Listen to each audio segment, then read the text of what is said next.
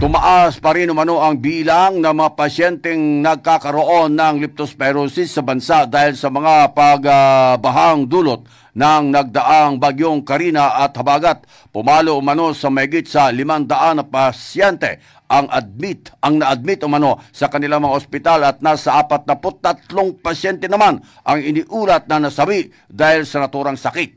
Ayon sa report mula sa naturang numero, 41 dito ay mga matatanda habang 2 pasyente naman ay mga bata.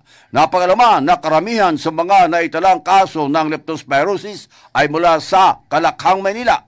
Ayon kay Health ASIC Albert Domingo, ang kabuuang 523 na kaso ng leptospirosis ay naitala ng kanilang ahensya mula August 8 hanggang August 13.